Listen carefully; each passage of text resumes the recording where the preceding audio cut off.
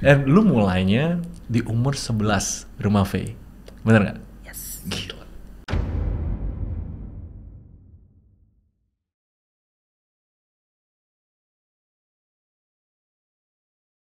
Oke guys, kembali lagi di 20 Under 20.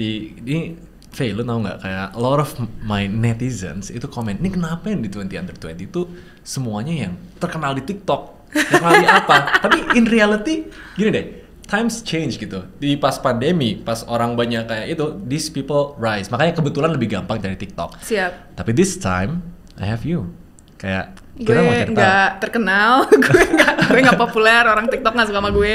Nah, tapi gini, biasanya kalau gue nanya, Kak, apa sih accomplishment lu, kesana kayak lu yang flexing. Gue mau, nih, my research team udah cari facts about you nih, biar teman-teman tahu Faye Simajuntak tuh siapa Dapetnya sih? dari mana sih ini? Dari LinkedIn gitu jangan-jangan? Banyak. Tim itu tuh kayak private investigator, tapi kayak low-key itu. Siap. Jadi, Faye, lu Forbes Indo 30 Under 30 di umur 18 tahun lalu, ya kan?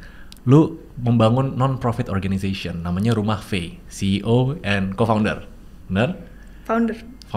Oke, flexing, oke. Agak. What is up Indonesia, panggilnya apa Wiwi? Wiwi. CEO and founder. Gue nggak tahu title gue apa, tapi co-founder ya sama temen gue soalnya. Oke. At the same time, lu research team at UNESCO, lu advocate at Women Deliver Young Leader International, dan lu udah dipanggil 3 kali pembicara di TEDx. Benar? Oke? Nggak tahu. Oke, kita flexing aja nggak apa-apa. Kita kenalan dulu dong. Terus, lu juga pernah masuk 50 Asians to Watch. Wah, ini banyak sih, which is crazy. Jadi, dan lu sekarang umur berapa ya? 19 ya? Iya. And Kayak nggak tahu aja, lu pasti ya kan, research dulu kan dong kita kalau mau pura-pura, 20. Oh, sorry, sorry. biar netizen Sorry. kayak kesannya gue kenalan. Kelihatan ya gue nggak main gini. Iya. Sorry. Iya, gue 19 Kak. Oh, 19. Iya. Wah, hebat banget 19, gue baru Iya. tahu loh. Oh iya, mau gue keluarin akte kelahiran Iya, nggak? nggak usah, Oh iya, gue sorry. percaya. Ya, siap. Dan lu mulainya di umur 11 rumah Faye, bener nggak?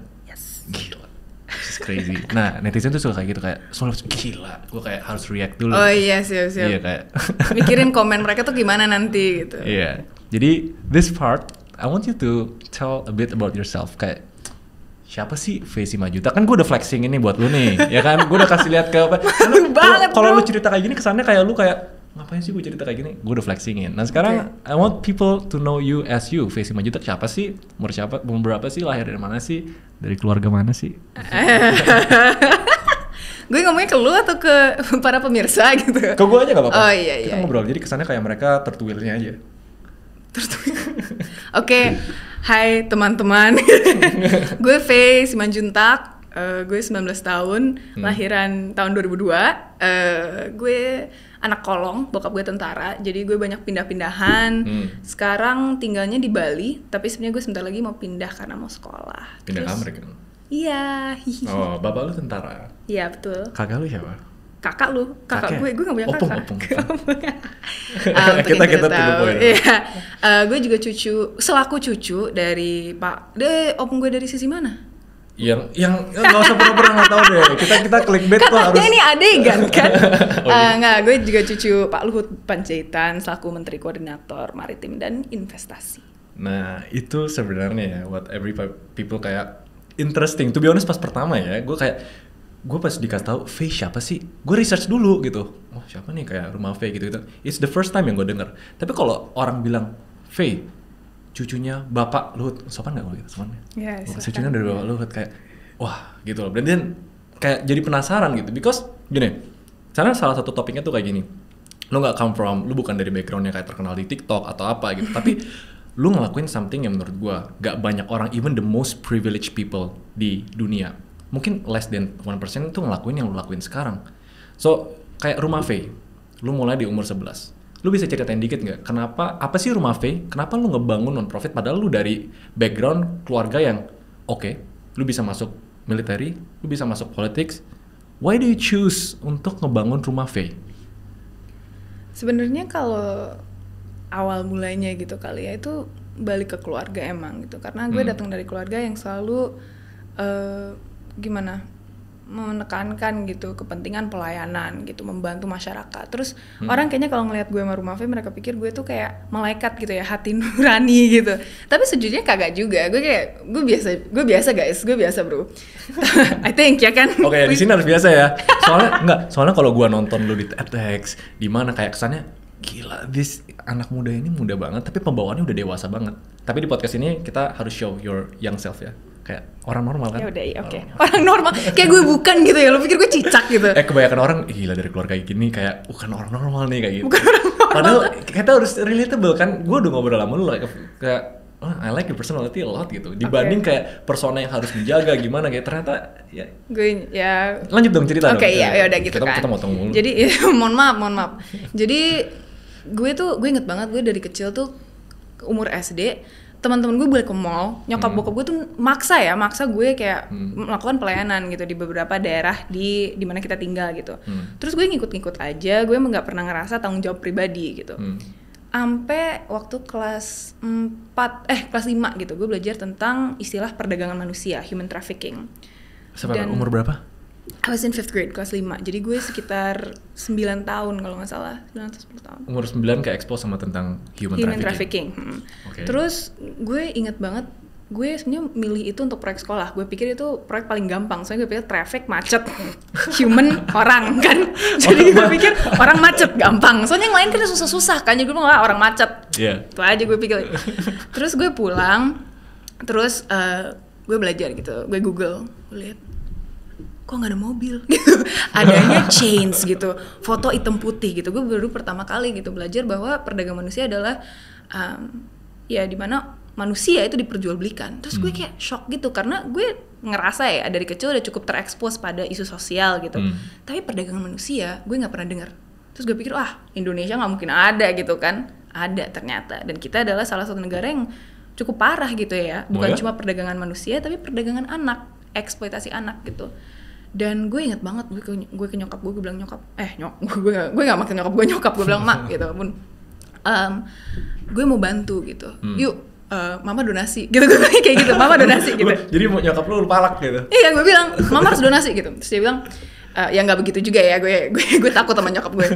Terus dia bilang enggak Fe, kalau kamu, dia bilang enggak gitu. Terus gue bilang mama tuh mau ini anak mati gitu. Gue bilang mama jahat ya ma. Terus dia bilang enggak, kalau kamu mau membuat sesuatu gitu, kalau kamu mau membantu, itu mesti sesuatu yang berjangka panjang gitu. Dan kalau kamu yang ngerasa mau bantu, ya kamu yang bikin gitu. Terus gue pikir, gue 10 tahun, lu pikir gue mau ngapain, Bo? Gitu kan, dalam hati.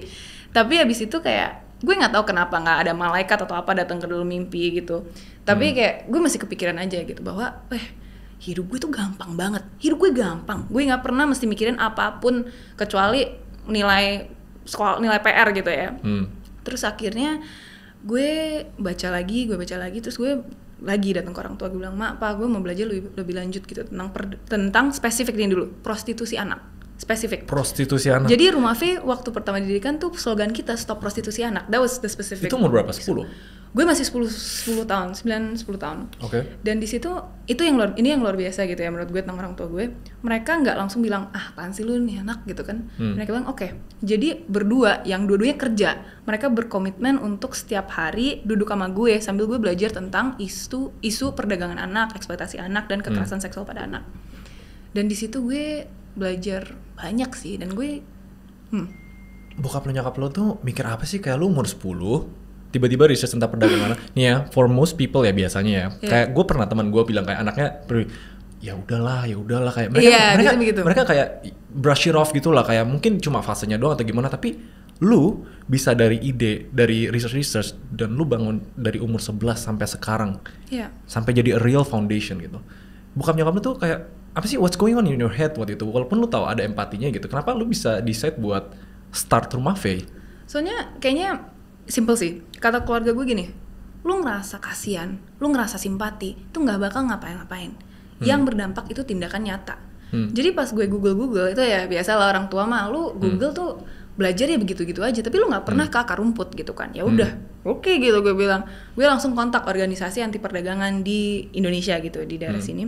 Terus gue tanya, kak, gue boleh nggak sih kayak jadi relawan cilik gitu istilahnya, atau pokoknya belajar gitu dari mereka. Gue bukan cuma gue nulis surat. gue nulis surat, gue nulis satu-satu, gue nulis kayak 50 to 70 gitu, gue kirim ke pemerintah. Handwritten? Oh iya, handwritten. Terus gue, soalnya biasa lah, kita kan kayak GR banget sebagai anak, gue pikir semua orang tuh mau jawab gitu kan. Gue kirim ke organisasi, ke aktor, ke pemerintah, sampai kayak, kayak Ashton Kutcher, dia kan punya organisasi anti TPPO. Yeah. Gue kirim, dia nggak jawab, dia nggak jawab, tapi gue kirim juga gitu. Yang jawab itu mau bantu. Mereka bilang cuma 2. Mereka bilang ya udah nih, datang aja ke rumah aman kita atau ke proyek kita. Terus gue di situ belajar dari mereka, dan mereka terbuka banget. Dan apa yang gue lihat itu ini, nggak ada at the time yang gue lihat ya, organisasi itu lebih fokus mendidik orang tua, guru, sekolah daripada anak-anaknya sendiri. Dan itu penting ya. Tapi menurut gue kalau lu mau cari solusi untuk isu apapun, isu sosial, lingkungan apa, mesti melibatkan orang yang paling rentan gitu pada isu itu. Nah, jelas-jelas kalau isunya perdagangan anak, yang rentan siapa coba? Anak, iya kan? Tapi nggak ada diskusi sama anak, paling cuma speech gitu, bilang perdagangan anak itu apa? Kalian jangan jadi korban ya. Terus udah lah. Gitu. Soalnya gapnya jauh, mungkin kayak, iya kan? Itu dia. Mereka nggak ngerti. Terus habis itu ya udah gue bilang gue mau bikin diskusi sendiri. Ya udah gue bikin diskusi kecil. Diskusi gimana? Lu turun tangan gitu, lu ngobrol sama anak-anaknya apa gimana gitu? Gue ngobrol, tapi gini kan, gue juga sadar diri, gue tuh bukan educator gitu loh. Gue bukan professional at the time. Tapi gue punya akses, ya kan? Gue punya akses untuk memfasilitasi. Jadi kita bikin small group gini, terus abis itu gue ngundang orang untuk bahas isunya. Tapi apa yang gue terapkan itu kan kita nggak pernah boleh berdiri di depan anak-anak terus bilang gini gitu. Kita mesti duduk lesehan gitu terus ngobrol. Soalnya yang paling penting buat gue ya, kalau anak-anak belajar itu mereka mesti bisa bertanya. Dan itu mesti berjangka panjang. Jadi kita nggak bisa cuma sekali datang ngomong-ngomong terus selesai.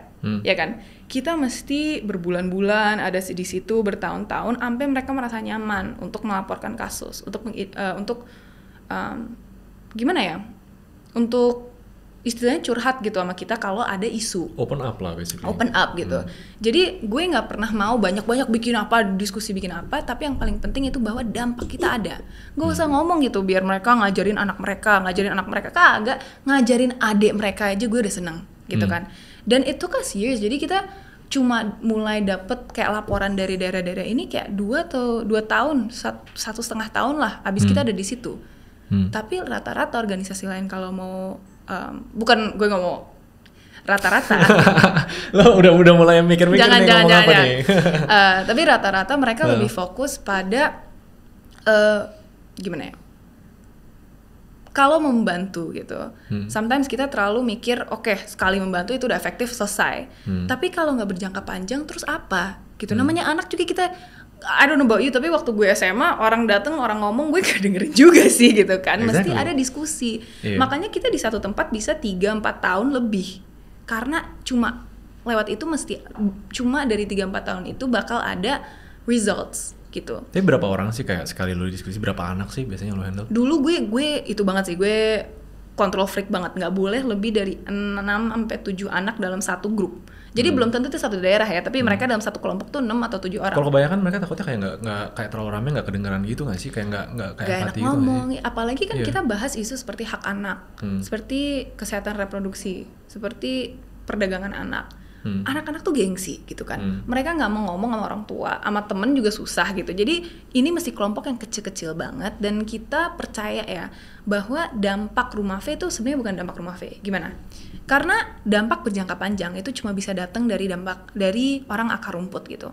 Istilahnya kalau kita datang terus kita mau ngajar mereka, gue masih orang asing, gue orang Indonesia, gue orang Batak, gue perempuan apa, gue masih orang asing. Karena gue nggak punya pengalaman yang sama mereka.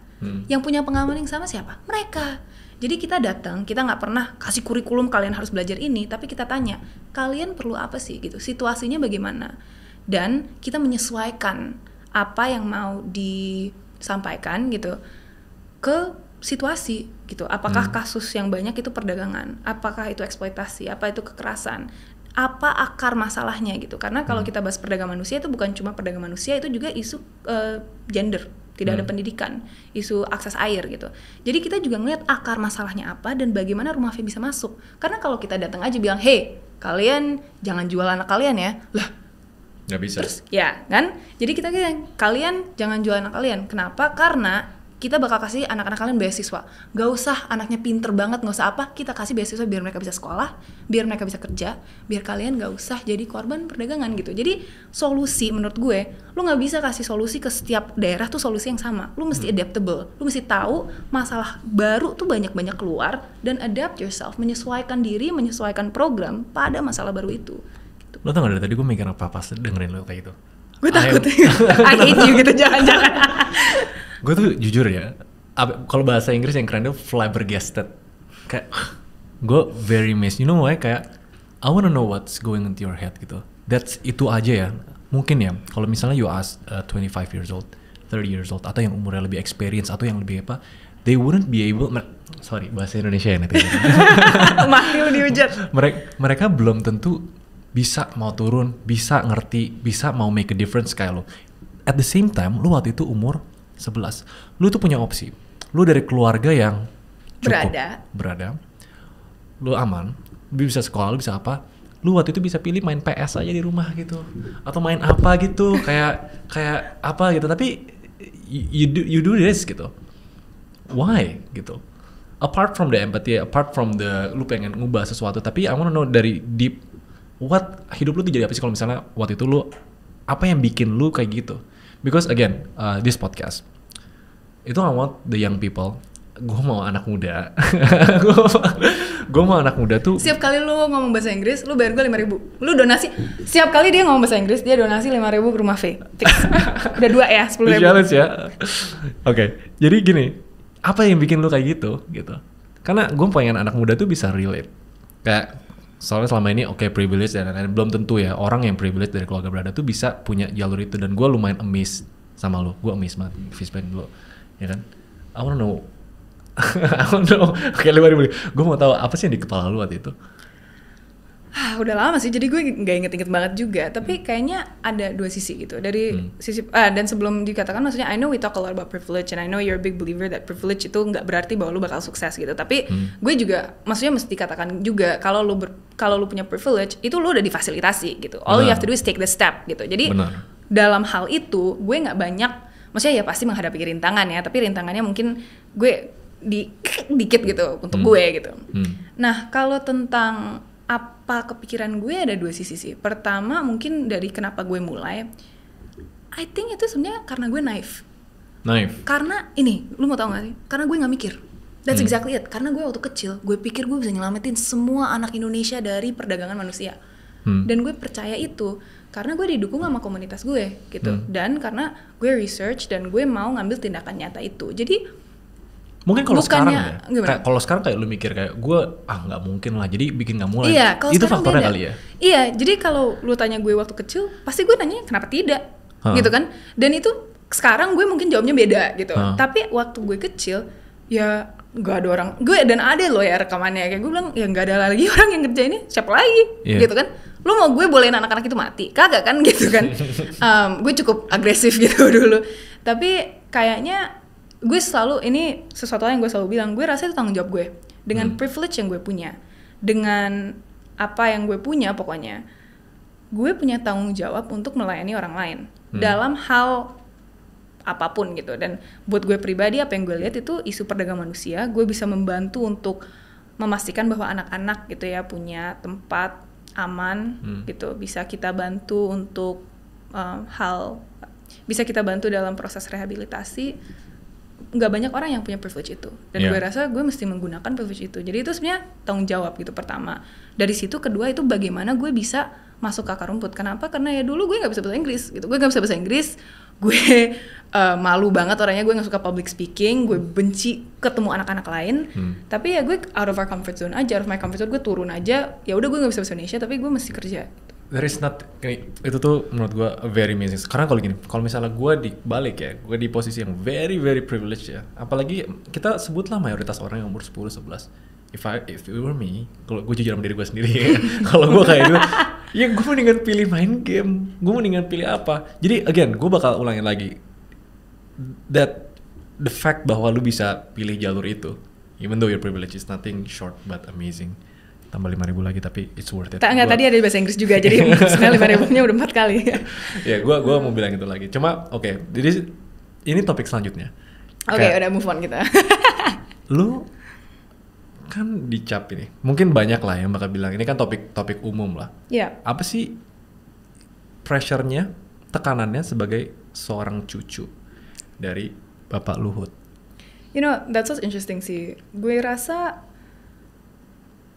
pressure-nya lebih karena gini, kalau kita bahas Pak Luhut, itu tuh ada dua sisi kan. Maksudnya dia sebagai menteri dan dia sebagai opung gue. Emang itu satu orang, tapi ya realitanya mungkin ada perspektif beda. Kalau dari menteri Pak Luhut gak ada sih.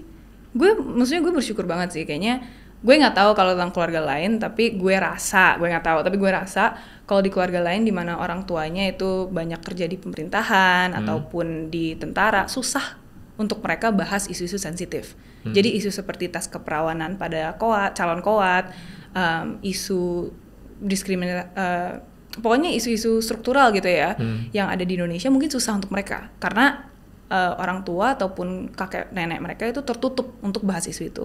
Nah itu kan yang kedua kan lu bikin What Is Up Indonesia. Bagi yang nggak tahu What Is Up Indonesia ya? Ya, What Is Up Indonesia. Itu kan kayak semacam lu bahas-bahas topik-topik politik, I would say, ya kan? Iya. Tapi lu bikin pembawaannya lebih ke Gen Z, ke milenial dan di back dengan fakta gitu. Jujur gue kaget karena at the same time yang tadi lu bilang, lu dari keluarga yang terkenal banget di politik, tapi lu bisa ngelakuin kayak gitu. Ya, itu ya mereka yang luar biasa gitu menurut gue ya.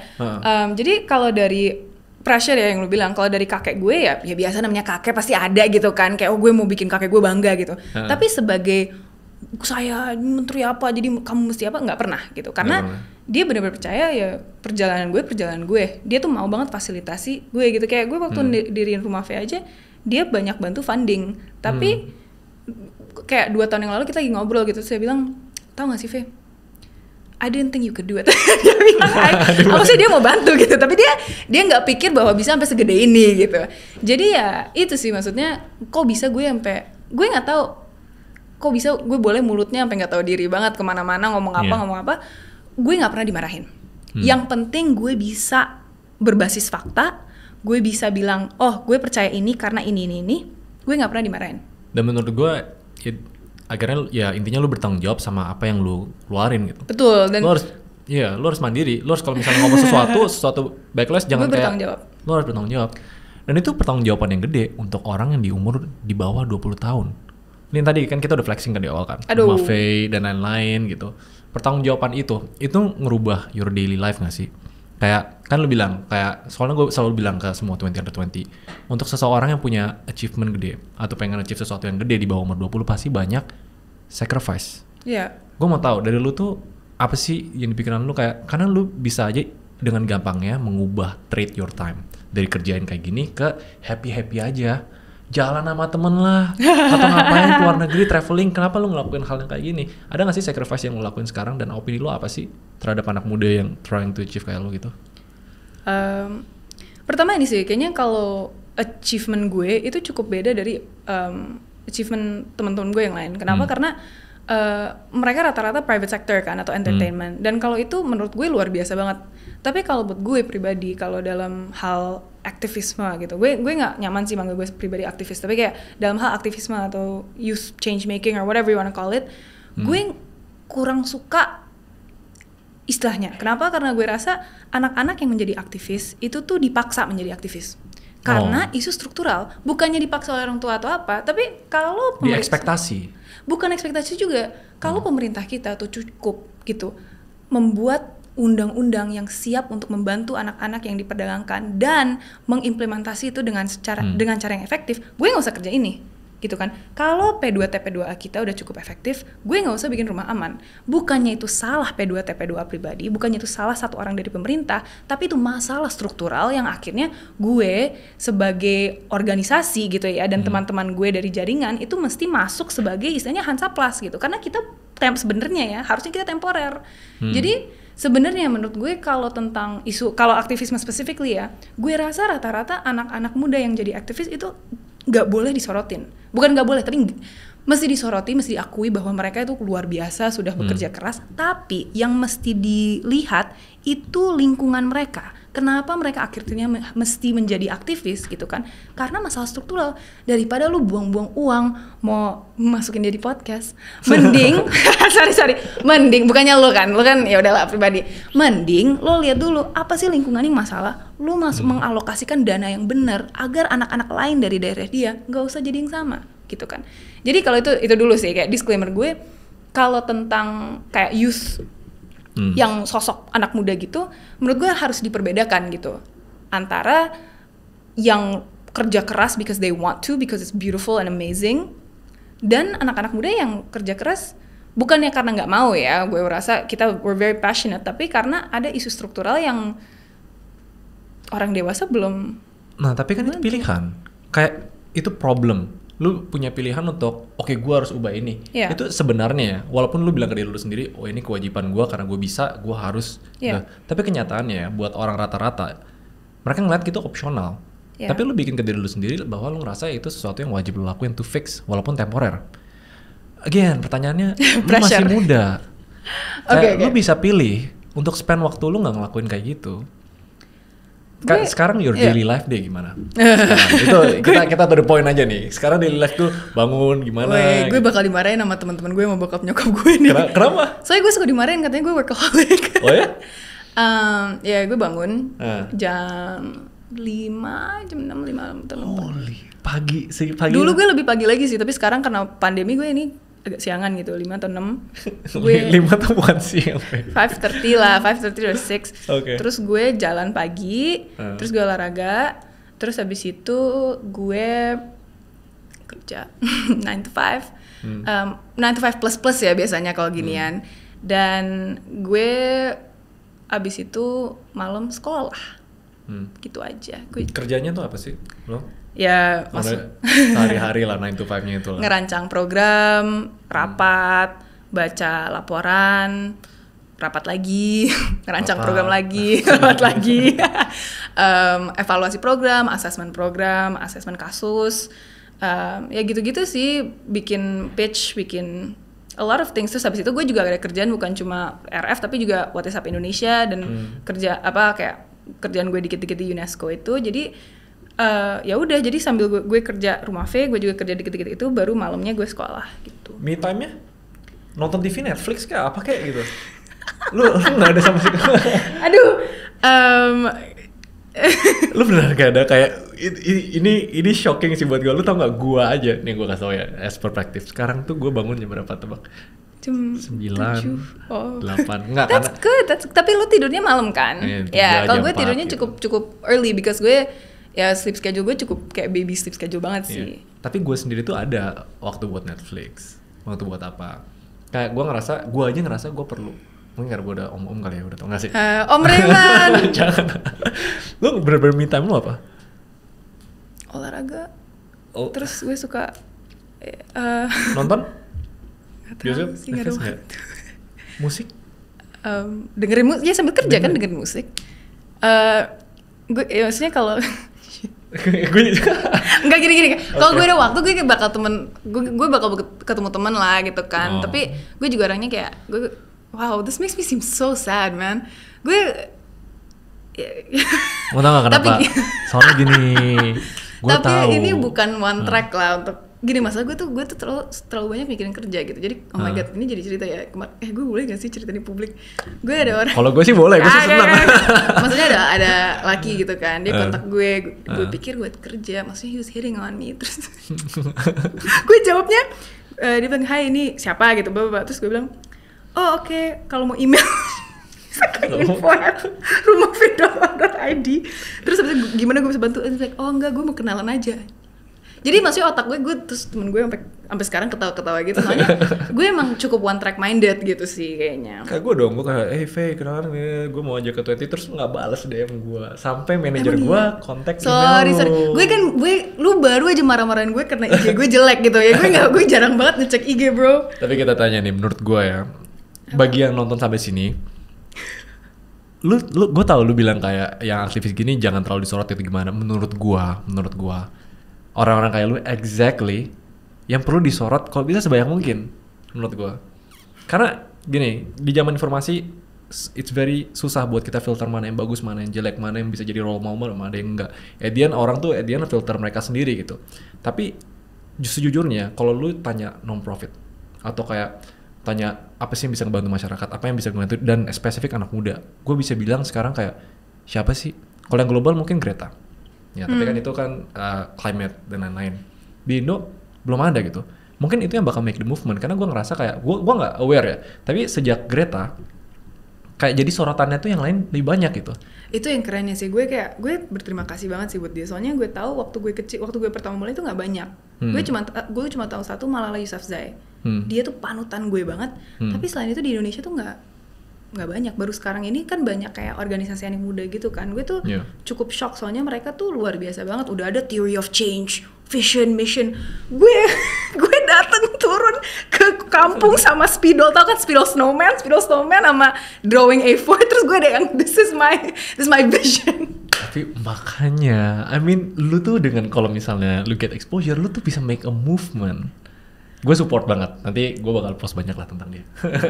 Guys, subscribe YouTube channel gue. Faye Simanjuntak, jangan lupa di follow. Ini jadi pelatih medsos gue nih. Pelatih medsos, enggak, gue aja belajar dari siapa gitu. Gue lumayan amazed sih sama lu sih. Tapi gue kalau gitu, this probably the next question yang gue lumayan tertarik. Oke. Gue belum nemu jawabannya nih. Pertama, ceritanya Forbes 30 Under 30 sama UNESCO. Itu yang gue masih penasaran. UNESCO tuh lu ngapain sih? UNESCO is international organization. Yeah. Kenapa lu bisa masuk sana? Terus kenapa lu bisa dimasukin sebagai kategori filantropi dan apa ya, Forbes 30-nya? Oh, nah kalau Forbes menarik sih ini ceritanya. Oke. Let's go. Coba UNESCO dulu aja, soalnya UNESCO sebenarnya santai aja sih. Itu cuma mereka buka application aja untuk kayak little research program gitu. Jadi lu nyoba apply, terus gue apply, terus gue masuk, and I do a little bit of research. That's it. It's not a big deal gitu sih. Kalau Forbes, soalnya tadi kita ngobrolin terus kayak gimana ini kayaknya interesting sih. Gue nggak ada kuku, terus gue pura-pura ngeliatin kuku lagi. Soalnya banyak orang kayak gini, kayak Forbes Under 30, kayak kesannya prestige gitu kan. Jadi gue mau tahu kayak lu, pandangan lu tuh apa sih pas lu di nominate itu gitu. Ya, lu udah denger kan my take on spotlighting the person over the cause. I don't like it. Dan gue sebenarnya tadi gue mau nolak. Sampai gue hapus emailnya, soalnya gue pikir itu salah ngirim. Oh ya? Gue pikir spam. Terus ternyata benar, long story gitu kan. Terus tadinya gue nggak enakan aja sih. Gue banyak diskusi sama teman-teman gue dan keluarga juga, karena gue agak ngerasa bahwa gue dapet penghargaan ini karena ada anak-anak yang menderita. Ngerti gak sih? Jadi anak-anak yang menderita gue bantu, terus baru gue dapet penghargaan. Terus gue ngerasa itu nggak justified. Gue nggak suka gitu. Apalagi majalah ini tuh cukup terkenal dan terus apa gitu. Tapi akhirnya long story short, akhirnya kita diskusi, terus gue baru belajar bahwa oke, ini sebenarnya membantu Rumah Faye. Jadi sebenarnya a lot of things I do is for Rumah Faye. Soalnya gue orangnya, lu baru aja bahas, gue tuh nggak suka kayak you're cool, tapi gue nggak suka begini, ngerti gak sih? Kayak gue kayak nggak enak aja gitu. Tapi nah ini dia, I'm very idealistic. Karena gue rasa begini, idealisme itu privilege. Tapi kalau lu punya privilege, idealisme itu tanggung jawab. Itu kepercayaan gue. Nah, itu berarti bahwa contoh kalau gue kayak sponsorship, kalau gue nggak pernah sponsorship sih ya, tapi kalau ada sponsorship atau apa, gue selalu ngecek mereka kalau perusahaan gitu, pabrik mereka punya supplier code of conduct atau enggak. Oh, itu nggak banyak loh yang bikin. Sedangkan itu it's a real thing gitu. Okay? Ya, jadi kalau temen gue kan lingkungan, dan gue juga cek lingkungan, tapi menurut gue yang mungkin kurang banyak orang ngecek itu supplier code of conduct. Itu aja sebenarnya it's not legally binding ya, tapi itu memastikan mungkin bahwa mereka ngecek dan melihat bahwa anak-anak pekerja mereka itu di-treat secara ethical gitu. Jadi kayak gue ngecek, gue baca, dan gue baru tahu bahwa penghargaan ini itu disponsor oleh perusahaan yang nggak punya supplier code of conduct. Bukannya, jadi gini, kalau kayak supplier code of conduct kayak Apple, Samsung, everything itu sebenarnya bisa di Google. So it's not a secret gitu kan. Jadi gue akhirnya kontak dari pihak majalah dan pihak sponsor, gue bilang, hey, gue minta ya supplier code of conduct. Terus mereka bilang, iya kita kasih, nggak dikasih. Tapi gue waktu itu cukup baru gitu ya ke ini, gue nggak pernah dapat penghargaan kayak gini gitu yang quite commercial gitu. Terus akhirnya abis penghargaannya sudah itu majalahnya print, gue masih nanya kan, terus gue at the time memang gue naif gitu, gue benar-benar percaya. Akhirnya mereka bilang kita nggak boleh ngasih kecuali kalian punya contract agreement. Terus gue bilang you don't have to have a contract agreement gitu kan, gue udah cek gitu ya. Dan B, kalian kan udah punya contract agreement dengan majalah. Gue kan sebenarnya dari pihak majalah, harusnya lo bisa dong kasih ke gue. Dan ini it's literally just a document that says kita nggak mempekerjakan anak. That's literally all I'm asking. Dan mereka nggak bisa ngasih. Dan gue nangis bro. Gue nangis karena gue kayak gue merasa salah gitu mengambil penghargaan ini gitu. Yeah. Jadi abis itu gue belajar gitu. Gue baru dapet nominasi untuk penghargaan baru kayak earlier this year. Gue jangan bilang namanya ya, tapi it starts with a P, ends with a 40 under 40. Terus habis itu ya, terlalu spesifik ya. Nggak, tapi no hate to them gitu. Gue ngerti semua orang tuh punya nilai-nilai berbeda. Tapi gue jelasin, gue rasa ya dengan apa yang gue punya, dengan platform gue bekerja untuk mencegah perdagangan anak, eksploitasi anak, kekerasan anak. Kalau lo nggak bisa memastikan bahwa prioritas lo itu sejalan dengan prioritas organisasi gue, masa gue ngambil penghargaan dari lo? Lo yang hypocritical dong, gitu. Ngerti nggak sih? Soalnya lo bilang, wow, you're so cool, but I don't wanna do what you do. Oke. Right? Kalau gitu kita discuss nih. Kan ada namanya pro and con. Iya. Lo timbang apa yang bagus, apa yang jelek. Iya. Kalau di tahap gue sekarang, mungkin lu udah establish lu tuh orangnya idealis, which is very good. Dan itu harus lu pertahankan. It is very good. It depends. Kalau misalnya idealis dalam hal yang kira-kira nggak berkontribut atau berpunya positive impact, ya nggak masalah, boleh lah goyang-goyang. Tapi kayak gini, kayak simpelnya temen gue, fast fashion. Paling simpel kayak gitu. Yeah. Dia nggak bakal mau beli karena dia punya prinsip yang kuat bahwa itu kan labor kan. Yeah. Labornya di underpaid dan lain-lain gitu. Jadi nggak beli prinsip. Itu boleh, it's good gitu loh. Tapi kan ada plus minusnya. Kalau menurut gua, fame, lu mau nggak kayak lu punya nggak perspektif, oke lah take the hit gitu misalnya. Tapi kalau misalnya gua ambil award ini, gua terkenal, walaupun gua take a hit satu di mana gitu, kena prinsip lo. Tapi lu tahu ini in the long run bakal bisa gedein rumah Faye. Dua sisi. Pertama, gue udah ada Forbes at that point. Jadi gue udah pikir, ya udah gue udah ada Forbes. Ini bukan maksudnya gue udah I took the hit gitu kan udah. Tapi on the other and that's why I chose to take Forbes at the end. Ini take the hit waktu itu kan gue belum sadar itu disponsorkan. Jadi gue masih mikir take the hitnya buat gue itu bahwa gue mau ngeliatin muka gue gitu kan itu. Nah, buat this magazine gue akhirnya nolak karena ya udah gue udah punya this other one. I don't think I need it very much. Gue penghargaan udah cukup, it's okay gitu. Tapi on the other side, lu kalau kita ngomong bahasa lu gitu ya, itu termasuk branding nggak sih? Ngerti nggak sih? Kalau for you maybe like investors ya, but for me donor gitu, mereka ngelihat bahwa gue kerja begini, tapi gue ngambil penghargaan gitu dari perusahaan yang nggak punya prioritas sejalan dengan organisasi ini, mereka mikirnya apa? Ya kan? gue jujur gak kepikiran aspek itu.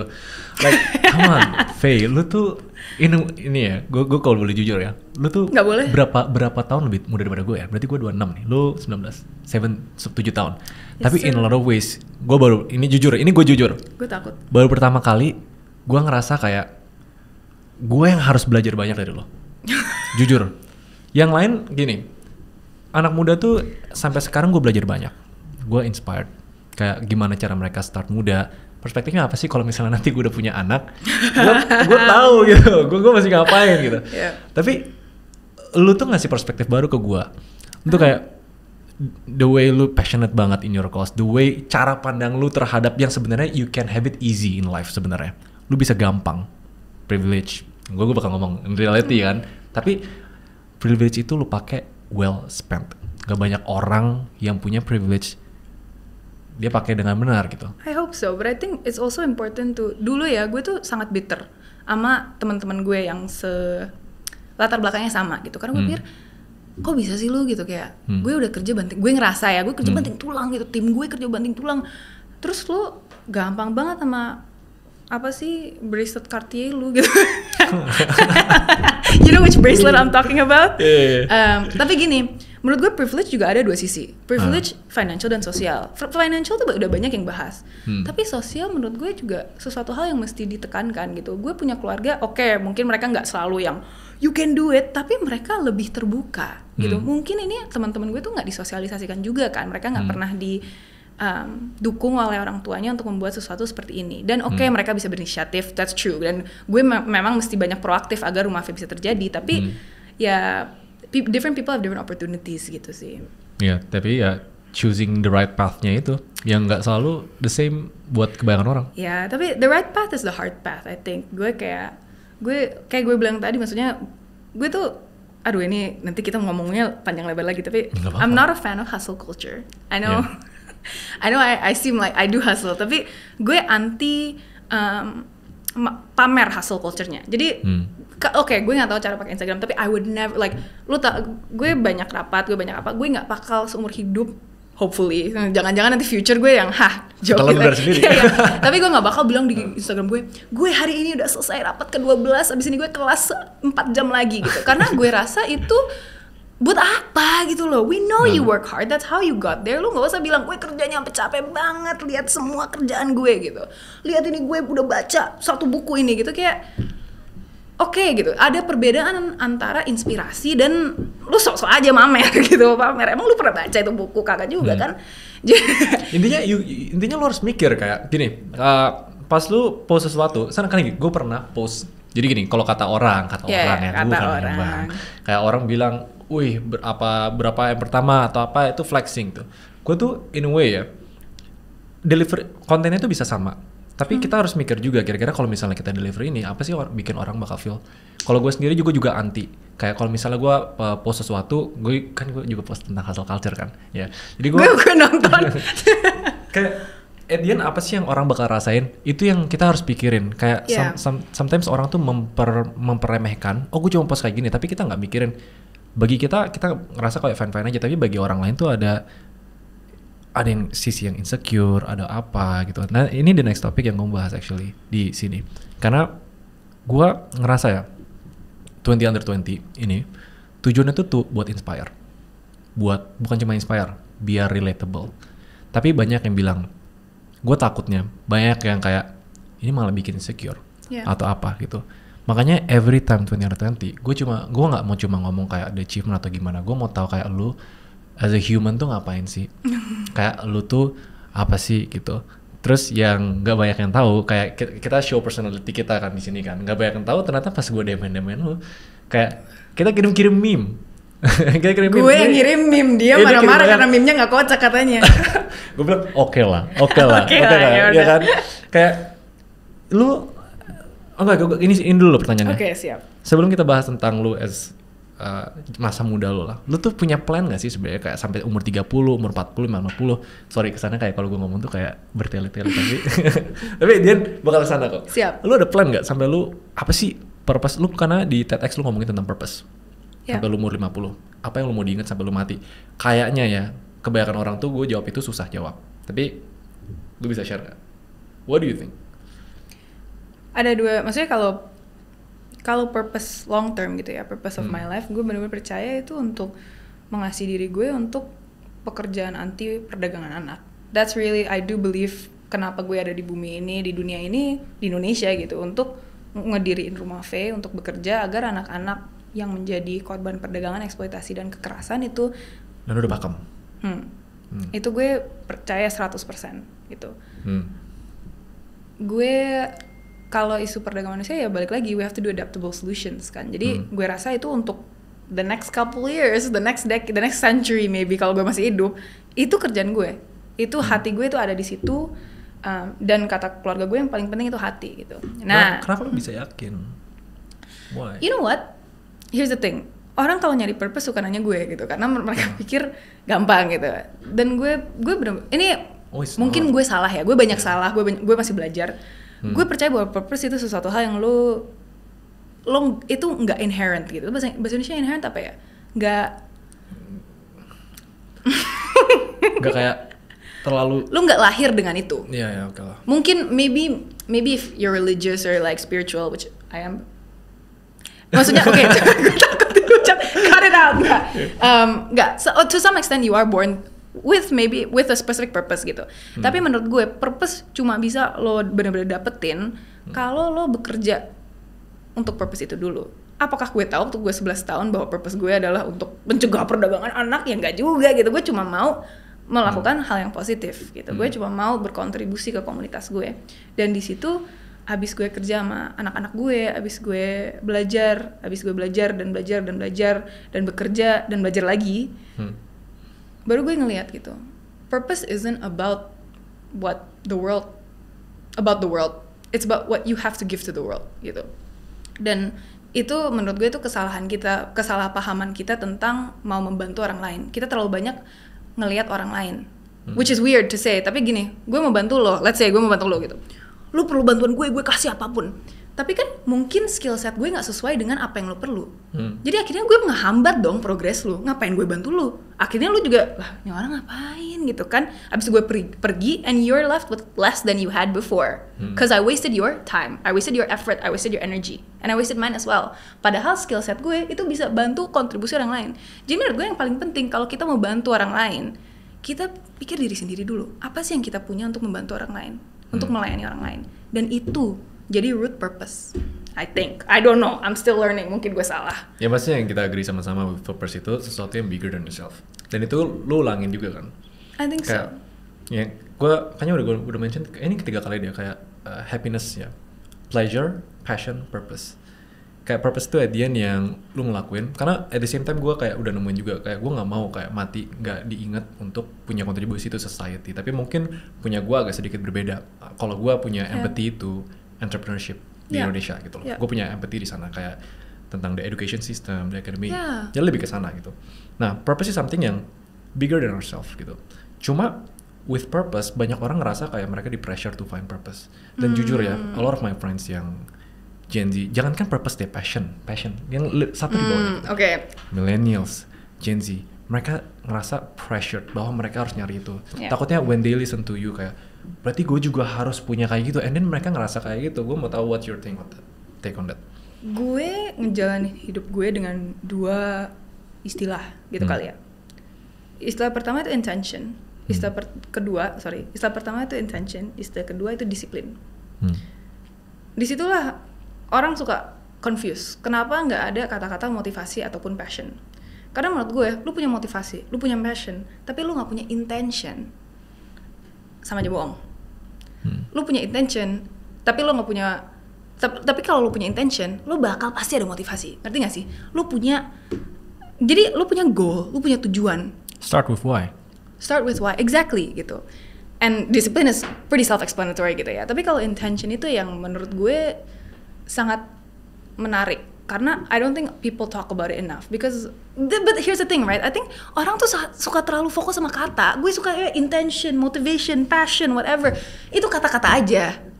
Lo jawab aja pertanyaan, why do you wanna do this? Because gue mau membuat Indonesia yang lebih good with education gitu. Oke, caranya gimana? Jawab itu. Dengan hal apa? Lo perlu apa aja? Ya udah, that's your passion and banyak. Just stop thinking of words. Nah, kita terlalu banyak nonton. Gue jujur enggak. Gue baru bilang kita terlalu banyak nonton mas-mas pakai baju hitam yang skin tight tentang investment. Terus gue sadar itu. Kacau. Yang suka baca Sapiens, yang baca Age of Surveillance Capitalism, yang baca Atomic Habits by James Clear. Lu baca nggak? Oh enggak ya, oke. Summary doang.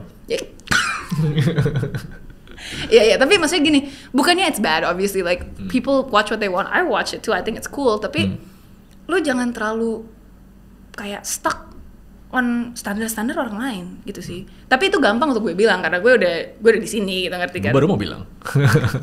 gue banyak mikir, I think too much. Tapi ini you say start with why, ya kan? Tapi buat anak muda, kebanyakan tuh kayak gini, mereka ngerasa mereka udah find their way. But do you though? Yakin gak sih kayak apa gak sih gitu? Kayak itu yang susah tau, honestly.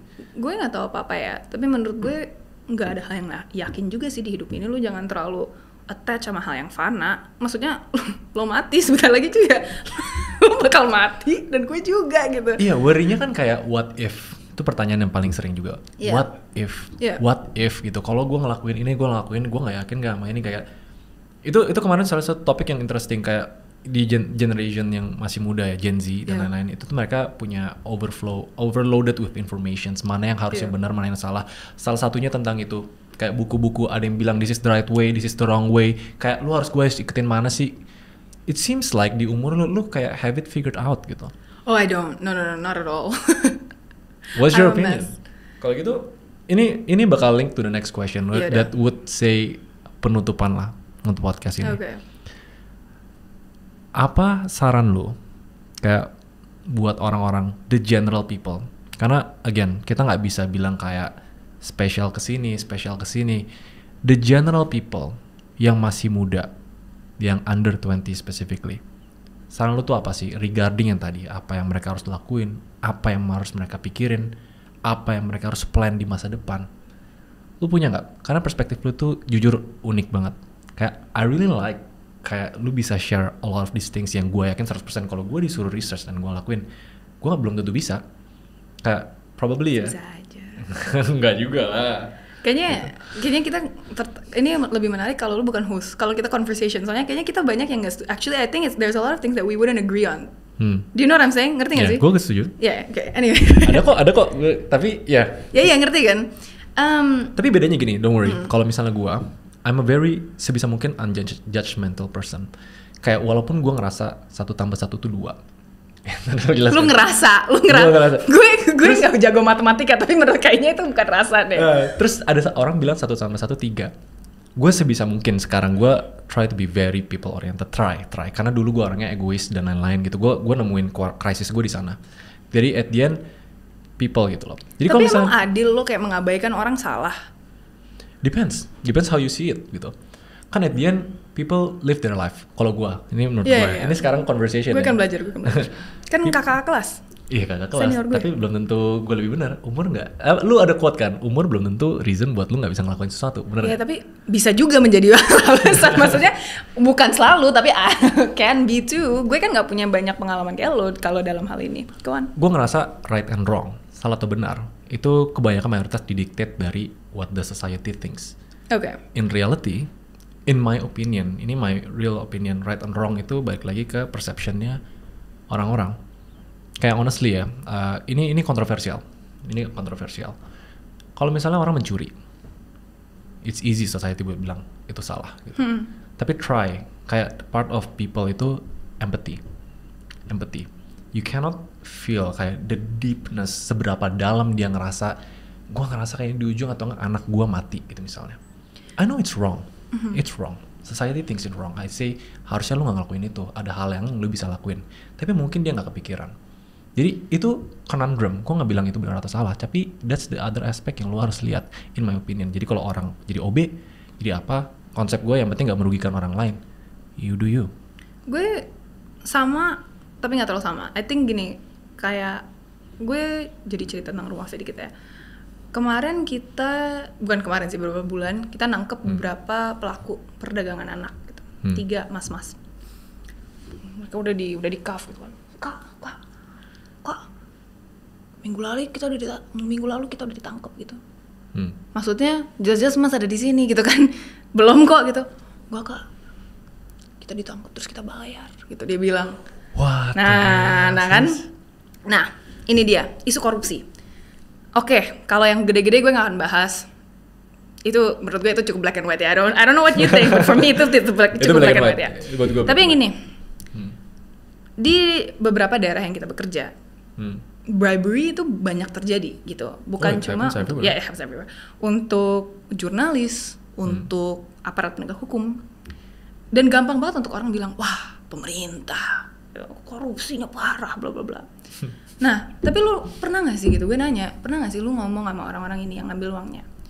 Gue pernah gitu kan, gue tanya, mas, gimana sih pak? Gitu kan, how could you do that? Gitu, bahwa lu ngambil uang kayak gini. Terus dia bilang, mbak, anak saya mesti makan. Nah, loh, kan?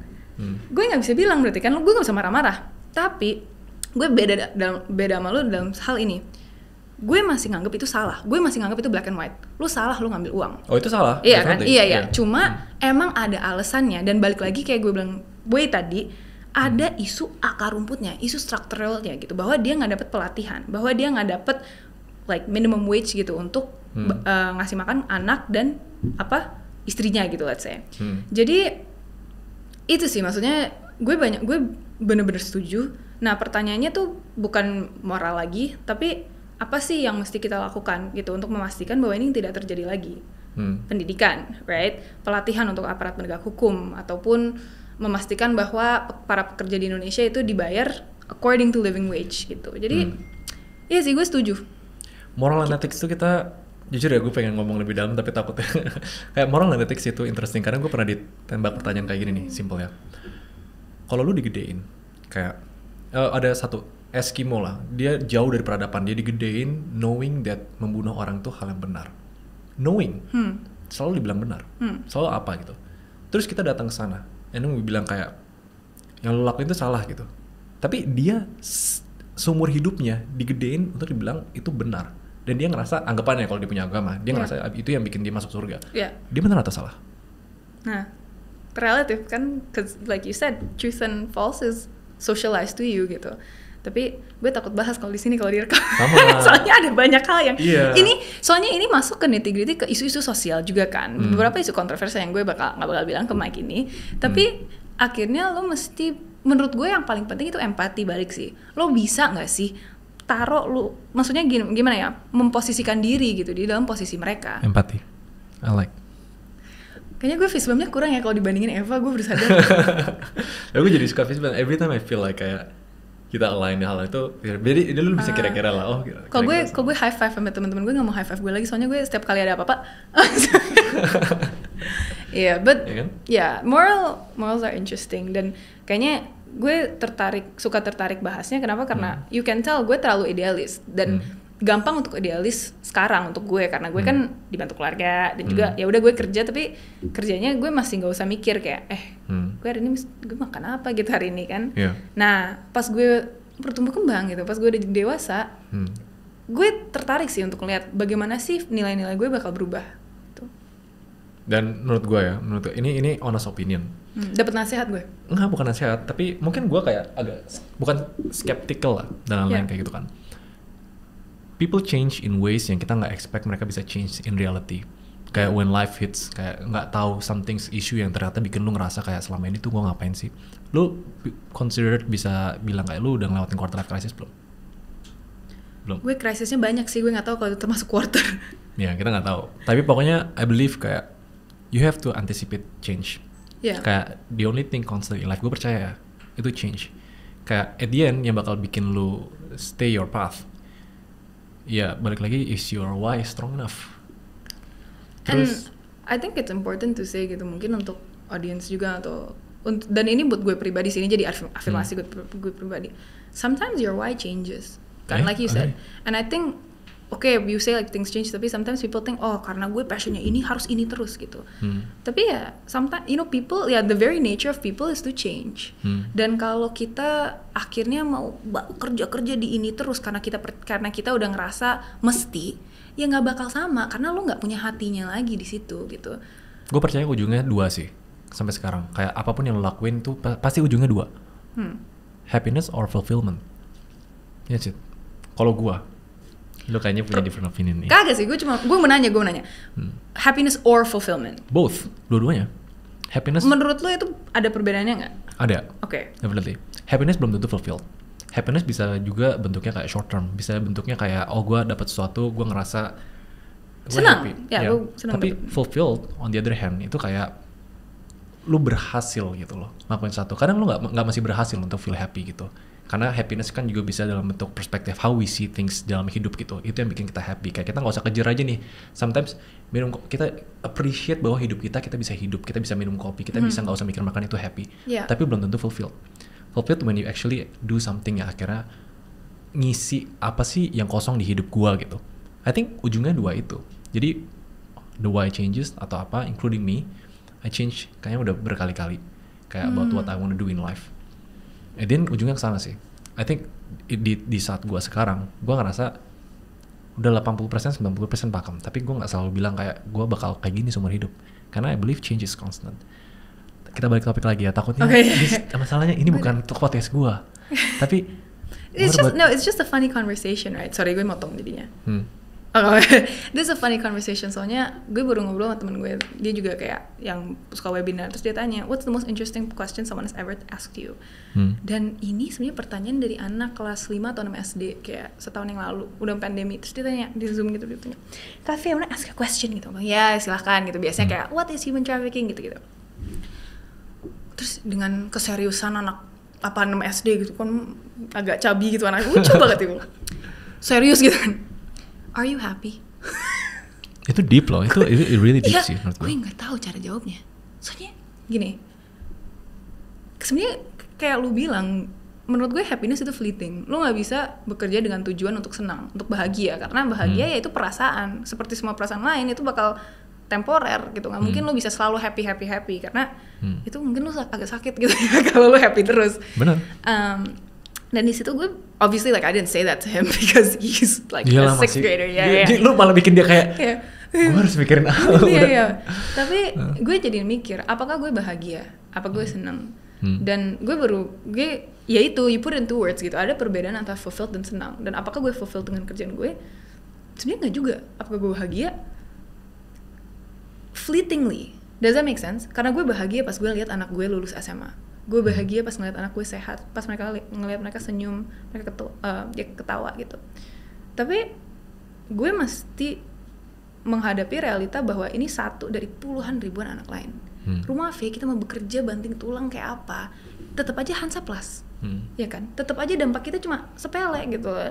Jadi apakah gue bahagia? Gue nggak bisa ngerasa nyaman gitu. Bilang aja gue bahagia, gue bangga dengan kerjaan Rumah V, karena no matter what itu nggak pernah akan cukup gitu. Jadi ya itu sih, maksudnya gue nggak tahu kenapa gue jadi cerita ini. Tapi ya with our conversation gitu tentang kebahagiaan dan fulfillment, what were you gonna say? Gue mau bahas lagi nih, kayaknya gue udah mulai nggak peduli nih kalau netizen nonton atau nggak. Tapi karena ini udah more than just nanti gue nangis loh, making content. Clickbait nih. Nggak, gue mau nanya serius. Lu ini ada statement yang dulu gue percaya, to be happy lu harus egois. Pertama itu 2. Terus gue bilang, orang yang paling non-self, nggak mikirin tentang diri sendiri lah, siapa, let's say Mother Teresa misalnya, atau siapa gitu, gue bisa bilang dia egois. Kalau nggak dia nggak bakal happy. The way I see it tuh kayak gini, lu percaya nggak sama statement ini? Tapi ini makanya opini. Yeah. Kalau misalnya ngebantu orang nggak bikin dia happy, bakal nggak dia ngebantu orang? Kalau misalnya lu nggak ngebantu kayak gitu bakal bikin lu happy, lu masih tetap bakal bantu orang nggak? Let's say lu ngebantuin orang ternyata lu stress, lu sedih, will you do that gitu?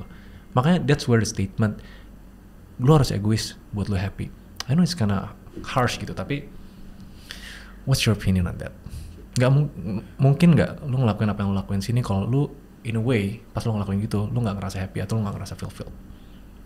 I think ini juga agak circles back to your first question gitu. Kenapa, bukan first question tapi beberapa pertanyaan yang lalu yang lu nanya, lu mikir apa sih waktu pertama mulai? Dan jawaban gue nggak mikir. Karena yang namanya anak ya gue kerja, gue rasa nggak ada yang lain yang kerjain, ya gue aja yang kerjain gitu kan. Nah menurut gue logikanya is quite similar gitu di sini, karena yang paling penting buat gue tuh balance kan. Gue nggak rasa bahwa lu mesti egois untuk senang, soalnya menurut gue kalau lu egois, I guess gini deh, lu mesti mendefinisikan dulu egois itu apa. Tunggu, I need a definition first. Think for yourself.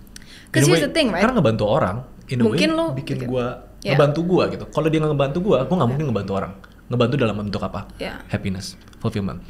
Ini jujur di TikTok, gue nggak expect gue bakal nanya pertanyaan ini to someone your age. I like it. I don't expect. And I think it's an important one malah. Like I think kita sebagai anak muda juga mesti, sebagai anak muda, kita tuh mesti bisa men-challenge diri kita sendiri. Makanya gue selalu bilang gue selalu belajar, karena gue juga again I'm learning a lot gitu, dan gue mesti nanya pertanyaan seperti ini kepada diri sendiri kalau gue mau sustainable. Kalau gue kita tetap ignore gitu pertanyaan kayak gini, gimana gue mau tetap kerja gitu kan. Nah anyway, back to your question. Lu mau gue jujur ya? jujur ini harus jujur sih, karena gue bakal jujur juga. Oke, gue pakai reasoning gue dulu, soalnya gue nggak tahu jawabannya, and hopefully I can reason my way through this. Off the bat gitu ya, kalau gue dengar, gue sebenarnya setuju. Karena iya lagi, kalau orang nanya atau gue apakah gue bahagia, gimana gue bahagia kalau gue setiap hari tuh mesti baca kasus perdagangan anak gitu, eksploitasi anak. Kalian tuh baca berita aja udah stres gitu. Dan kalau lu lihat kasus gitu sekali, terus lu udah sakit hati, terus lo lihat 2 minggu setelah itu, wah, ya sebenarnya lebih dari 2 minggu, let's say 2 minggu lo lihat, oh pelakunya masuk penjara 60 tahun, lu seneng lah, bahagia, dan that's it. Tapi buat gue pertanyaannya apa? Korbannya gimana gitu? Apakah dia bisa masuk rumah aman? Apakah dia bisa masuk counseling yang baik? Apakah dia bisa terintegrasi ke dalam komunitasnya lagi? Apakah orang tuanya itu mau dia kembali pulang? Apakah dia bisa bekerja lagi gitu? Apakah dia bisa punya anak? Apakah dia mau punya anak? Apakah dia bisa pacaran lagi? Apakah dia bisa nikah? Apakah dia mau nikah ataupun pacaran gitu? Apakah dia punya komunitas yang bisa mendukung dia? Dan pertanyaan ini yang selalu gitu kena ke dalam kepala gue, dan sejujurnya I think it has to do with my health juga gitu. Apakah gue sehat gitu untuk selalu mikirin kayak gini-gini? Sejujurnya enggak gitu. I think kalau bahas egois gitu ya, kalau tentang melayani orang, I think it could make someone happy to donate. I think so. Itu membuat gue senang untuk donasi ke sesuatu isu. Tapi ya untuk bekerja untuk anak-anak gue, itu enggak, it's not happy at all gitu. Dan gue rasa gue nyari bahagia di tempat-tempat lain gitu. I don't think your purpose has to be the reason for your happiness. It doesn't have to be the reason for your fulfillment. Fulfillment gue pribadi tuh kayaknya ya mungkin bakal berubah. Fulfillment gue datang dari keluarga gue. Gue sayang banget sama keluarga gue, sama teman-teman gue. And they make me happy, they make me fulfilled. Kerjaan gue kagak juga. Jadi to be happy, you have to be egoistic. I think the statement itu ya relatif aja sih. Tapi yang gue tahu itu happiness dan fulfillment doesn't have to come from the work that you do, even if the work is the majority of your time gitu ya. Sebenarnya gue ya kayak gue bilang tadi, gue gak work life school balance gue cukup berantakan gitu ya. And I do really heavy work gitu, kerjaan yang berat banget, dan gue tahu tim gue itu sampai kita semua bisa sampai nangis gitu nanganin satu kasus, karena kalian tuh dengarnya kasus-kasus yang seneng gitu ya, ini anak lulus gitu, tapi kan nggak semua kasus itu kayak gitu, dan kita mesti terus hidup gitu. Sustainable nggak? Kayak lu worry nggak sih one day lu bakal ngerasa lu Api masuk gue. ke circle of despair, circle of bikin lu stress, bikin apa kayak one day gitu? Gue udah pernah sih sebenarnya. Gue udah pernah 2 tahun yang lalu. Gue struggle banget dengerin ini setiap hari basically kan, dengan kepercayaan bahwa maksudnya dari luar lihat ke dalam tuh gampang untuk orang bilang, wah kamu kan nyelamatin anak, itu luar biasa banget. Terus apalagi orang yang bawa penghargaan, it's not like I understand from the outside it looks great gitu, bahwa wah lu masih muda bisa kayak gini. Tapi gue suka kayak dalam hati gue suka mikir kayak, emang lu pikir kalau gue bisa gitu switch gitu ya, dengan maksudnya kalau gue bisa trade gitu penghargaan gue sama pekerjaan gue gitu. Ngerti gak sih, kayak semua penghargaan gue dan pekerjaan gue itu gue kasih ke orang lain kalau isunya udah gak ada lagi, lu pikir gue gak mau gitu kan? Lu pikir gue capek man gitu. Gue gak, I'm not the type of person, I don't know, is it sustainable? Here's the thing, this is where I said tadi motivasi itu berubah. Waktu gue pertama kerja, visi gue tuh gede, makanya gue sakit hati karena gue pikir gue bisa merubah Indonesia, ternyata gue salah gitu kan. Dan gue thinking tuh, gue gak mau ketemu orang-orang, gue gak mau ngomong sama siapapun, gue bener-bener throw myself, and I do throw myself into my work until now, tapi dulu sampai kayak susah banget aja deh, gue gak mau ngomong sama siapapun gitu. Dan abis itu gue ingat banget gue datang ke Rumah Aman, terus soalnya kita ada Rumah Aman di Batam gitu kan untuk anak-anak. Terus gue pikir, kok bisa gue ngerasa kayak gini, meanwhile anak-anak gue masih seneng, masih ketawa, masih mau belajar. Dan gue, ini kayak it's like a vision untuk gue keluar, gue ingetinnya jam 5 pagi gitu, kafe gitu, hari ini Bude bikin pecel lele gitu, favoritnya kafe. Soalnya tuh hari itu jadwalnya bukan pecel lele. Lu percaya gak, gue keluar, gue nangis jir. Gue keluar, terus gue tutup pintu lagi, terus gue duduk, gue nangis. Soalnya gue pikir, gue hidup di sini nggak usah gede-gede gitu untuk makan pecel lele sarapan dulu gitu. Gue sarapan dulu pecel lele, that's my meaning for the next 5 minutes gitu. Abis gue duduk sama anak-anak, gue ngerajut 5 menit lagi. You take it minute by minute, you know, you take it second by second if you have to, and you just keep going. Apakah itu sustainable? Gue nggak tahu. To a certain extent, maybe not. Ya gue jujur ya, maybe not. Tapi yang penting menurut gue tuh gue masih mau belajar, dan gue akui dengan diri sendiri, gue mungkin masih belum full sehat gitu ya untuk bisa bekerja begini. Tapi itu risk that I'm willing to take, that I don't think my family is happy with me taking ya, tapi I just take it minute by minute, second by second, and I hope for the best, karena gue bener-bener percaya bahwa apa yang gue kerjain itu buat anak-anak gue. Dan orang suka pikir tuh aneh kan, gue manggil mereka anak-anak gue kan, bukannya anak-anak RF gitu, anak-anak gue. Soalnya I do feel that way gitu. So yeah, is it sustainable? I don't know. I'm honest about that. I don't know. That's it. Lu ketawa. Gue nggak expect sih, honestly ya, the whole podcast, the first meeting you dan lain-lain, gue nggak expect. Kayak it's very deep, very mature thinking for someone yang masih di umur di bawah 20. Hey guys, gue 11 tahun. Di bawah 20, which is nothing short but amazing. Sorry, gue jadi curhat ya bro, sorry banget ya, sorry banget geng. Dan dari tadi tuh gue nempel, karena this is the first time gue ngerasa kayak shit, there's a lot of things yang gue harus belajar dari lu justru. Nah, probably this. Gue takut dari tadi udah dipencet-pencet kameranya, gue takut kameranya. What would be your last advice atau kata-kata apapun lah yang lu mau bilang ke anyone under 20, whatever their journey is, mau dari keluarga privilege, not privilege, mau mereka mau non-profit, apa mereka mau jadi orang terkaya di dunia, lu punya gak? Kayaknya semua advice yang gue mau kasih tuh udah pernah dikasih kalau lu cari di YouTube ya. Ya tapi kan belum di sini. Jadi umpamanya ini biasanya advice di sini lebih spesial sih katanya. Oh oke. Kata siapa? Kata gue. Buat gue, first of all, don't rush it. Don't rush it. I know kita sekarang tuh fokus banget sama anak muda yang bikin apa gitu, tapi everything takes time gitu kan. Lu nggak bakal. I know it feels terrible. I know. Well actually gue nggak mau asumsi. Jangan-jangan mereka santai aja gitu kan. Nggak. I know it can feel hard gitu. Tapi ya take it at your own pace. Gimana lu mau merubah dunia kalau lu nggak bisa take care of yourself gitu kan istilahnya. Kedua, yang paling penting menurut gue mau belajar. Nah ini menurut gue yang penting ya. Kenapa? Karena kalau gue nonton podcast kayak gini atau nonton video atau baca buku, rata-rata yang atau webinar, specifically webinars, mereka tuh selalu bilang kayak akhir-akhirnya terus terinspirasi, terus motivasi gitu. Nah masalah gue apa nggak don't give up gitu. Dan itu that's good advice, sure. Kalau lo mau ke warung mau beli stiker gitu loh. Soalnya gini, kalau mereka udah duduk dengerin lo ngomong 2,5 jam, pasti mereka udah termotivasi. Soalnya you're not interesting, you know what I'm saying? Tapi sorry, I'm just kidding. I feel so mean. Nggak. Tapi gini. Waktu gue pertama mulai, nggak ada yang ngajarin gue untuk budgeting, nggak ada yang ngajar gue untuk apply for grant. Gue nggak tahu cara bikin laporan keuangan, gue nggak tahu cara bikin laporan naratif, gue nggak tahu cara bikin pokoknya project pitch gitu, program kerangka acuan program atau apa, gue nggak tahu cara bikinnya. Lu mau lihat ini anak-anak muda bikin apa, mereka rata-rata bukan cuma ngomong-ngomong gitu kan, mereka kerja di kantor, mereka rapat, mereka apa, dan itu skill-skill yang menurut gue lebih penting, cara nulis email. Jadi belajar fail, sure, like obviously you have to fail, everybody knows that, tapi tindakan nyatanya lu mesti belajar, kayak cara bikin dokumen RAB let's say gitu, it's like itu basic skills yang kita nggak pernah diajarin. Jadi sebenarnya advice gue apa ya, banyak, lo bisa cari aja di Google gitu, lo baca aja buku pasti ada kayak yang never give up whatever. Tapi advice gue pribadi, invest in yourself. Investment. No, I'm just kidding. Belajar di anak uang. Tapi ya belajar yang dokumen gitu, ngerti sih?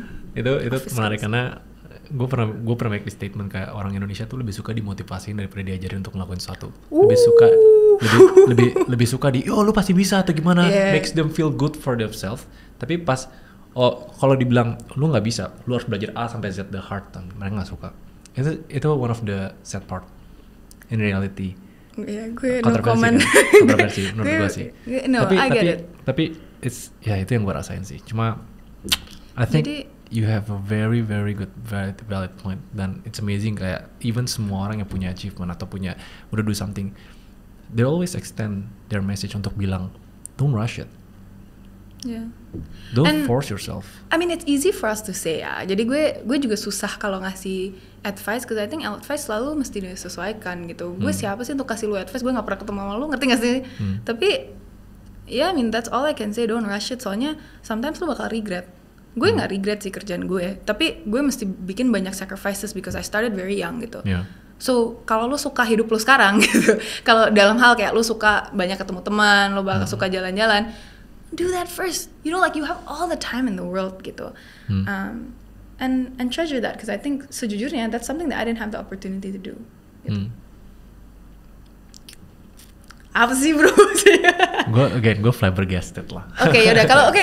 Terus gue mau nanya nih, advice lu untuk gue untuk anak-anak muda sebagai kok ribet. Advice gue? Iya. Gue kan sebentar lagi juga kuliah. Coba advice lu untuk gue, dan abis lu dengar gue panjang lebar ngomong bosennya. What advice do you have for me? Gue bakal dengan klise, tapi gue ulang ini berkali-kali. Pertama, semua orang punya timeline masing-masing. Oke. But I think the most important part kayaknya ya, lo gak bakal bisa ngelakuin anything long lasting atau kayak with any meaning or impact if you don't do it happy. Jadi second one is be happy. Walaupun happy is fleeting. Happy is apa? Definition of happy orang beda-beda. Cuma don't forget, karena I've seen stories, I've seen references teman gue yang kelihatannya fine aja, tapi deep down kayak dia punya banyak duit, dia punya banyak karir, tapi dia nangis setiap pagi sebelum tidur. Teman gue tuh kayak gini buat ngapain sih? Then you need to ask yourself. Gue takutnya kayak gitu. Karena itu mungkin sekarang bisa ditahan, tapi there's only so far a human bisa ngerasain itu. Makanya gue nanya ke lu kayak sebenarnya untuk be happy itu egois nggak sih gitu? Egois itu happy nggak sih? Jadi I think itu important juga. Don't forget. Kalau gue test drive aja, kita bisa how far can we take it? Ya gue kan eksperimen kan. Tapi takutnya pas di ujung, pas mobilnya mogok, lu tuh mogok nowhere gitu. Yeah. Itu yang kalau lu mogok di tengah-tengah kota di mana ada banyak teknisi, banyak apa, it's fine. Tapi you'll never know kayak ujungnya di mana sih gitu. Jadi gue selalu kayak advocate, still try to be happy. Try at least. jangan kayak gitu. Enggak lah, itu gue itu petuah dari gue. No. Iya, itu sesuatu yang gue banyak gue paham dan gue berusaha lah. But like you said, all things take time, dan gue merasa ya gue masih belajar gitu. Jadi gue aja belajar dari lo. Fisbang lagi dong. Gue kayaknya lebih banyak perlu belajar dari lo sih. Enggak, kembali asli. Tapi ya I think gue jarang juga sih kayak punya oportunitas untuk bahas, untuk gimana ya, mempertanyakan hal-hal abstrak gitu kali ya. Jadi itu penting menurut gue. Itu penting, menurut gue penting. Yeah, I mean I think our education system juga terlalu banyak fokus pada ini A, B, C gitu, tanpa bahas it's easier, critical thinking. It's right? Easier, it's more repeatable, it's gampang dijadiin proses. It's cheaper. Oke, Faye, I think sebelum memory card abis. Iya. Gue pengen ASMR lo dari tadi. Hi guys. Hi Faye. Jadi kita sudahi podcast ini. I think specific from this podcast, kita bakal say goodbye. Oke. Kita bakal say thank you for listening to the podcast. Thank you guys. Kita say bye barengan ya. Oke. 1, 2, 3. Bye guys. Bye guys. Thank you so much.